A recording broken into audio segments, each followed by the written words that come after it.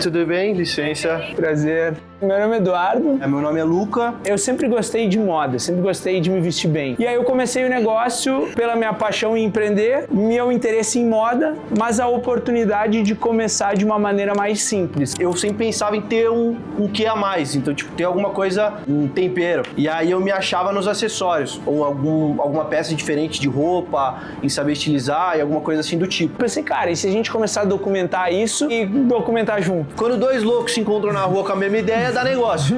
Eu quero o comprometimento de todo mundo pra gente fazer até o episódio 12. Então hoje em dia vocês não veem empresas pequenas dividindo custos, ideias, espaços. Então o que a gente faz hoje em dia a gente vê que é inédito. Só que pra alimentar esse negócio, a gente tinha que mostrar as nossas vidas construindo as nossas marcas. Então a gente sempre começou meio que um desafiando o outro, no sentido bom, pra crescer. Acabamos de chegar aqui no Insper, a gente vai lá trocar ideia com a galera agora, vendo o que vai dar, meu. A gente recebeu o contato de um dos alunos aqui do Insper, que tem um grupo de estudos sobre negócios de moda, que acompanha o canal aqui meio do Luca aqui no YouTube, também as nossas marcas, pra gente trocar uma ideia, contar um pouco sobre a nossa trajetória com os nossos negócios, o porquê a gente tem investido cada vez mais na criação de conteúdo nas redes sociais. Então a gente vai bater um papo sobre as estratégias que a gente está utilizando hoje em dia, contar um pouco sobre como foi a construção aí das nossas marcas.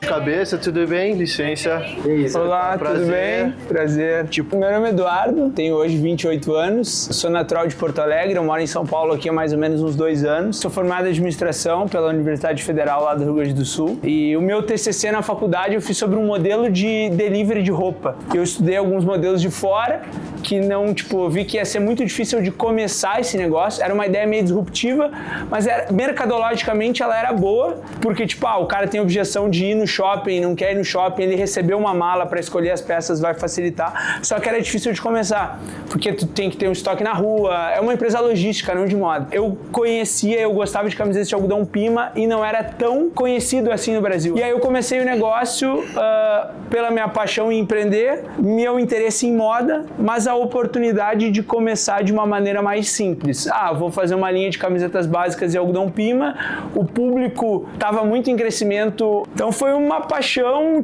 uma vontade que começou a emergir, e aí depois que o negócio foi evoluindo, assim. Meu nome é Luca, eu tenho 25 anos, eu sou formado em administração pela SPM, sempre gostei de me vestir bem. Tem várias pessoas que conseguem se vestir bem. Eu sempre pensava em ter um quê a mais, então ter alguma coisa a mais, um tempero. E aí eu me achava nos acessórios, ou alguma peça diferente de roupa, em saber estilizar e alguma coisa assim do tipo. E eu mandei fazer esse Cristo aqui. Então esse Cristo é meio que o começo da história da Stella. A Stella Concept é uma marca de joias e acessórios minha, e aí eu acabei indo pra fora, viajando, numa viagem dessas, eu achei um Cristo, que era exatamente esse Cristo. Fiz na hora, o cara fazia na hora a peça, a joia, e aí eu achei aquilo do caralho, sempre gostei, e aí comecei a vender. E aí essa plataforma que eu vendia, eu testei uma pulseira que eu fiz com um pingente aleatório e botei pra vender 200% acima do meu preço de hoje em dia, por exemplo. É um preço muito absurdo pra mim. E aí deu 2, 3 dias, vendeu. Aí falei, tem ouro aqui. A gente se conheceu no ano passado, eu admirava a marca dele, ele admirava a minha. A gente se tornou amigo antes mesmo de fazer negócio, assim, a gente se tornou amigo, começou a treinar junto, fazer coisas das marcas em parceria, mas de uma maneira não tão firmada, assim, ocasional. Tem um shooting que eu quero fazer lá, tu topa fazer também, tu pode aproveitar essas fotos. Aí a gente foi se aproximando. Eu sempre tive a vontade de me expor no YouTube, só que eu sabia que, o YouTube é a longo prazo, eu não ia colher frutos tão rápido, e eu não ia conseguir sozinho fazer essa parada acontecer. Junto com ele eu imaginava, cara, vai ser um canal muito mais interessante, a gente mostrar a gente construindo as nossas marcas, as nossas interações, os nossos treinos. Então, eu acho que foi simplesmente a gente começou a viver as coisas junto. Eu pensei, cara, e se a gente começar a documentar isso, documentar junto? Quando eu conheço o Edu, a gente começou a se dar muito bem junto. E aí quando ele teve a ideia do YouTube, acabou sendo mais fácil porque o Edu já era um cara cara mais maduro, mais experiente. Quando dois loucos se encontram na rua com a mesma ideia, dá negócio. Então, quando a gente começou, a gente até levou uns 2 meses porque a gente queria criar uma estrutura que a gente conseguisse replicar aquilo semanalmente. Sim. A gente conversou, cara, eu e ele, a gente não ia conseguir editar, a gente não ia conseguir captar, então a gente foi atrás de um captador. Eu tenho um editor de confiança que trabalha comigo há bastante tempo, só que ele é bem ocupado, ele não podia, e aí eu implorei pra ele, tá, vamos nessa, e a gente começou com eles dois, criamos um grupo e, cara, vamos fazer o seguinte, vamos fazer 12 episódios.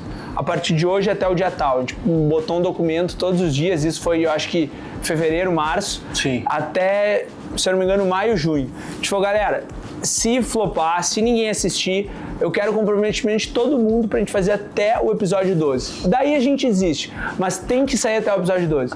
Quanto mais velho a gente vai ficando, mais a gente é chato com quem a gente tá do nosso lado, se a pessoa tem os mesmos valores que você, se é o que você acredita. E com o Edu acabou sendo tudo meio que natural e muito fácil. Começou naturalmente e hoje a gente acaba fazendo uma coisa que é inédita. Então hoje em dia vocês não veem empresas pequenas dividindo mesmo, às vezes custos, ideias, espaços. Então o que a gente faz hoje em dia, a gente vê canal de YouTube, a gente vê que é inédito. A gente começou fazendo um projeto em conjunto, que foi o projeto do YouTube e do Building Public. Esse é o que a gente hoje enxerga como nosso canal de mídia, ele é compartilhado. A gente tem o Spotify e o YouTube, que é o nome dele e o meu, então é um negócio dividido, meu e dele. Se um dia a gente for evoluir isso, é um negócio nosso.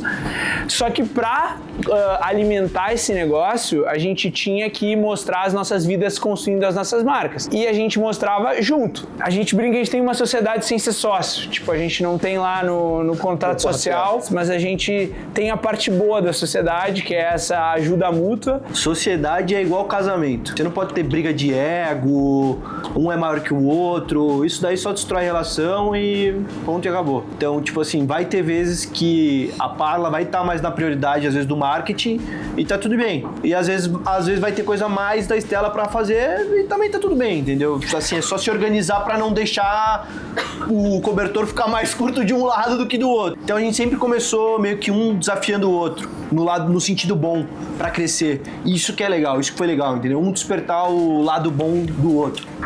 E isso é muito legal do empreender, porque às vezes, tipo, eu era um cara que quando eu fui criar minha marca, eu queria um sócio, porque eu achava, cara, eu sou bom em produto, marketing, mas eu não sou tão aquele cara da operação, aquele engenheiro da causa e efeito. Eu preciso de um cara atrás de mim eu vou crescer e o cara vai arrumar o que eu tô fazendo de errado. Então eu achava que eu precisava daquilo. Só que essa parada de tu ter alguém do lado acelera crescimento. É que nem no esporte, se tu vai treinar sozinho, a tua evolução vai ser muito mais devagar. E quando tem uma pessoa do lado, é outra coisa, assim, tu se compromete com o resultado. Cara, a nossa meta é essa. Quando eu comecei a correr também, tipo, eu só acordava porque eu tinha me comprometido com ele de 5h30 estar no parque. Senão eu não ia acordar. Então essa parada da junção, ela ajuda demais, assim. Só que em um aprendizado que eu tive, que eu trago pra vocês, é que ela não precisa ser necessariamente um sócio. Porque às vezes tu vai muito cedo procurar um sócio, pode ser que dê certo, mas também pode ser que não dê certo, porque tu não conhece a pessoa e tal. Então existe esse modelo de aproximação de grupos de empresários, tipo, cara, tem 4 donos de negócio que vão trabalhar junto, isso ajuda demais. Quem tá começando agora, quem vai criar uma marca agora, que vocês acham essencial analisar? Na geração atual, eu acho que assim, talvez olhar um pouco menos para oportunidade de mercado e mais para tipo, o que é o que eu sou interessado, o que eu consumo, o que eu quero começar o negócio de dentro, saca? Tipo, o que eu quero consumir, que eu acho que não tem tanto, o que eu gosto, e documentar isso, e mostrar, e contar. Tipo, porque quando tu gosta, tu se torna obcecado pela parada. Tu vai testar, tu vai ir atrás. A probabilidade de tu criar uma coisa boa é muito melhor. E saber contar a história dele. Contar o porquê que tu tá criando aquilo. E se expor. E é muito mais fácil de, tipo, a galera se identificar com a gente, porque as nossas marcas, elas são a gente, elas têm alma. Eu acho que esse assunto a gente até ouviu de um especialista, assim, quando a gente foi conversar com o Alfredo, a gente fez uma pergunta mais ou menos parecida. E, de fato, ele falou pra nós, cara, o fundador como canal de venda e não como, tipo, tu entra no perfil da marca, é só o fundador lá. Na marca, a gente tenta, tipo, criar um grupo de pessoas que usam a Parla, que usam a Estela, E a gente, nos nossos perfis, no nosso canal no YouTube, nós somos um canal que vai levar para as marcas, nós somos um canal de venda das marcas. Então acho que isso a gente foi aprendendo nesse semestre que a gente está mais trabalhando dessa forma. A minha paixão pelo que eu faço, pela minha marca, que me permite, tipo, me aprofundar nela, em ter clareza, assim, do que os outros estão fazendo, o que eu quero fazer de diferente, porque cada um tem gostos únicos, assim, e eu me permito, o Luca muito também, tipo, usar o que gosta, e aí tu vai dando vida para aquilo, e quando tu usa o que tu gosta, tu acaba sendo mais um pioneiro do que o cara que segue as tendências, assim, então isso é uma coisa que ajuda muito, assim. Tem muitas marcas no mercado, todo mundo quer uma fatia, todo mundo precisa viver, só que eu acredito muito, eu acho que assim, lógico, eu tenho essa paixão por produto, ninguém na minha família mexe com joalheria, nada do tipo, e começou por mim. E aí tem essa parada do Edu, que o Edu falou também sobre paixão, que realmente paixão constrói marca forte. Então essa daqui é uma peça que, tipo, vocês estão vendo agora, que foi a primeira vez que vocês vão ver, que é um posicionamento que a gente escolheu fazer, uma inovação que a gente decidiu fazer, muito por conta dessa paixão que eu tinha, tipo, qual que é o meu posicionamento como marca? O que eu vou fazer pra isso? Eu não quero saber o que os concorrentes estão fazendo, eu quero saber o que eu acho legal, o que eu acho do caralho, o que já dá certo pra mim. Tipo, meus vídeos já dão certo pra mim. Então, tipo, eu vou focar no que dá certo pra mim e construir a minha história. Posicionamento e ter o negócio com alma é o que vai te fazer diferente. A empresa, ela é feita de pessoas, então se você tem uma pessoa desalinhada dentro da sua empresa que não fala a mesma linguagem, a probabilidade de cagar todo o seu fluxo ali e comunicar alguma coisa diferente e acabar contaminando as pessoas ao redor é muito alta. Você precisa ser a prova viva do seu negócio. Tudo que você fala, tudo que você tem como valor, cultura dentro da empresa, você precisa viver na risca, você precisa ser aquilo. Se você não olhar pra isso, a empresa se perde, a alma do negócio se perde e aí vai tudo por água abaixo. Eu quero entender, tipo, vocês ainda são bem jovens e como que vocês conseguem criar essa maturidade ao nível de conseguir aplicar? Maturidade é tempo, é experiência, tipo, a forma como eu liderava uma equipe há 4 anos atrás é totalmente diferente de como eu já lidero hoje, vai ser diferente de como eu vou liderar daqui a 4 anos, então falar sobre coisas delicadas é muito crucial, só que é duro, a gente evita, só que se tu pratica vai ficando mais fácil. Aqui a gente tem o feedback, ele vê eu fazendo uma parada, ele me dá o toque, putz, meu, tu se comportou dessa forma, eu, putz, verdade, eu nem tinha me dado conta. E a mesma coisa o contrário. Então isso nos ajuda bastante. O diálogo, assim, eu acho que é a base de tudo. Ter a clareza do que aquilo às vezes que tu fala não é o que a pessoa entende. Então por isso a parada do diálogo, de tipo, cara, o que tu entendeu disso, como é pra ti, a empatia eu acho que é a base de tudo. De tu querer conhecer a pessoa, entender o porquê que ela faz as coisas daquela forma. Então é isso, é consciência, é conversa.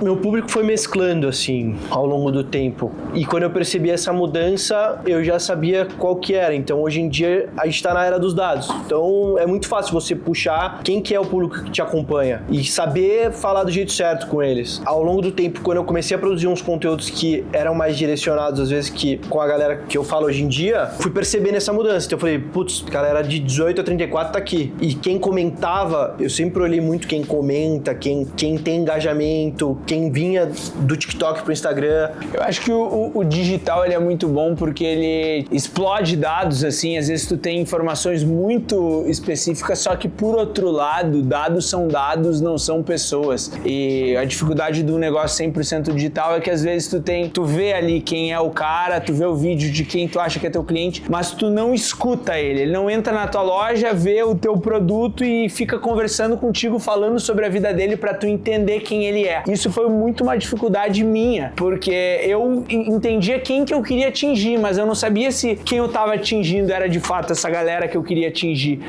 A escassez, de fato, ela é um elemento que, quando usado de forma real, ela acaba agregando na forma como o consumidor vê a sua marca. Eu acredito muito nisso. Tanto é que, tipo assim, a gente lançou uma collab, eu e o Edu, a primeira collab. A gente já vinha fazendo campanhas em conjunto, mas cada um pra sua marca. Quando a gente decide lançar produtos em conjunto, então uma pulseira, um boné e uma polo manga longa que a gente desenvolveu, tudo isso em conjunto, e acaba esgotando, foi muito bom, porque isso acaba gerando desejo pra uma próxima, talvez. É aquilo dos gatilhos que, se usados de forma correta e veridicamente, eles acabam dando certo. Na moda, a gestão de estoque é um dos maiores desafios em todos os estágios, desde o estágio inicial até as empresas maiores, assim, de tu projetar e comprar e produzir da forma mais assertiva para ser vendido lá na ponta. Para mim, isso foi desafio até hoje, assim, tipo, até hoje isso é uma coisa muito desafiadora que envolve muito meu meu tempo, envolve outra pessoa já me ajudando na projeção de estoque. Se tu comprar demais, se tu produzir demais, é um problema. Se tu produzir de menos, também é um problema. Tem um lado positivo de, tipo, gera escassez, esgotou e desejo pra próxima, só que também gera um problema, porque tu tem que ter próxima, tu tem que já estar planejando a próxima e moda tem um lead time longo, tu não faz um produto hoje pra vender amanhã, é meses, né? Então a gente tá desenvolvendo produtos que vão ser lançados em janeiro. Então acho que sempre vai ser complexo, isso é uma arma que pode ajudar, mas é um desafio da moda. A venda é o que cresce a marca e o estoque é o que quebra a marca. Sim. A gestão de estoque mal feita é o que quebrou a maioria das marcas, assim. É aí que tu cria um negócio de verdade de moda. Em vez de repor o estoque desse produto aqui cada vez mais, aprofundando a grade e escalar, e eu tive esse insight no momento. Demorou um pouco, mas foi a minha curva de aprendizado. Talvez eu errei, eu demorei um pouco para escalar por não ter tanto essa ciência do estoque. Quando eu percebi que esse produto estava sendo best-seller, aí eu me ajustei para isso. Cara, fui lá pro meu fornecedor, meu lead time dele era 90 dias. Cara, eu preciso encurtar para uns 65, que daí eu consigo fazer com que eu quase nunca tenha quebra de estoque. Eu acho que sempre vai ter produto que vai fracassar. Se alguém falar que não, vai estar mentindo, assim. Tipo, eu já tive 2022, assim, a camiseta, o preço do algodão Pima subiu muito rápido e aí eu tinha que aumentar o preço e eu tinha medo porque os meus concorrentes trabalhavam com outras matérias-primas, algodão egípcio, modal, no caso da Insider, que tinha um preço menor que o algodão Pima e eu não ia mais concorrer com eles. Eu pensei, cara, preciso de uma camiseta de entrada. Só que aquilo bagunçou. É a pipoca média que só vende mais a pipoca grande. Fui pressionado um pouco pelo fornecedor, ele, cara, essa matéria-prima, ela vai esgotar, que era um algodão Supima, que é em vez de ser o Pima que é cultivado no Peru, Supima é uma variação cultivada nos Estados Unidos, que não é tão premium, mas ele já é melhor que o algodão comum.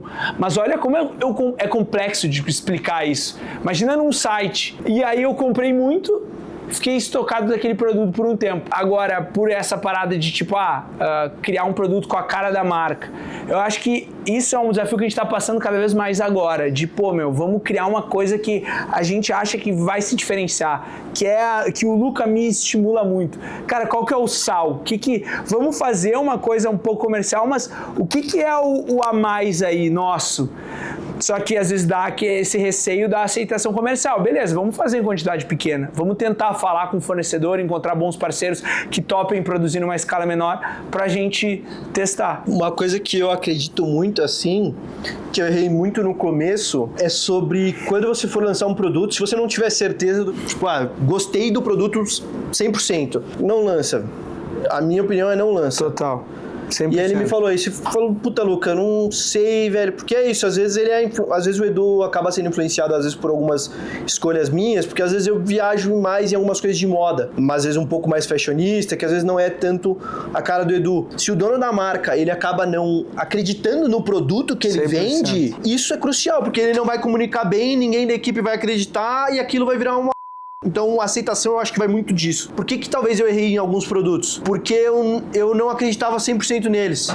E aí, às vezes, aquele produto acabava ficando esquecido, aí sobrava, às vezes, alguma coisa no estoque. E talvez a pressão veio por uma pressão externa, de tipo, as condições, preciso de uma camiseta para posicionar assim. Então, ter essa ciência e entender esse fluxo, ele é muito crucial para saber crescer um negócio, se debruçar nisso. E a base para tomar isso é ter informação, é entender, é botar lá no Excel, ter claro assim as saídas projetadas nos próximos meses, tu entender, eu lançar uma nova coleção, se der errado, o que acontece? Tipo, eu não vou ter dinheiro para pagar, eu tenho alguma coisa em caixa para pagar, quanto que eu preciso vender para sobreviver?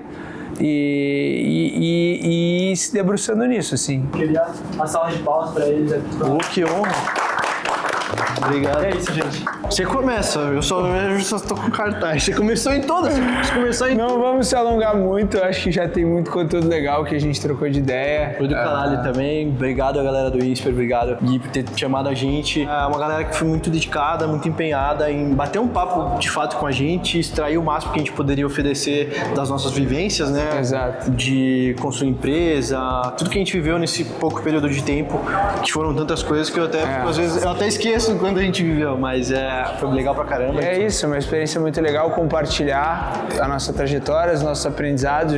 Nós dois já estivemos muito na posição de ver uma trajetória. Até hoje, né? Sim, a gente vai atrás de pessoas que a gente admira para pegar um pouco da trajetória daquela pessoa e aplicar na nossa. E a gente tá nesse papel de poder ajudar outras pessoas. É muito legal. Então, é isso que a gente fomenta aqui no canal, de que conteúdo bom é conteúdo compartilhado. Tudo que a gente aprende, a gente compartilha com vocês. E, inclusive, os nossos aprendizados aí, a gente compartilhando com a galera e compartilhando com vocês. Então, se você já curtiu esse vídeo, clica no botão de se inscrever, compartilha com a galera. Parte do vídeo aqui, esse canal, ele é um retrato da nossa rotina e o dia a dia a gente conta com mais detalhes e nos bastidores maiores está no nosso Close Friends. Então, se você quer entrar, tem o link aqui embaixo, clica aqui que tu vai ser direcionado pro Close Friends do nosso Instagram. Fechou? Isso aí. E aí você vai ver conteúdo em tempo real. Tempo real. Valeu, galera. Valeu. Tamo junto. Obrigado.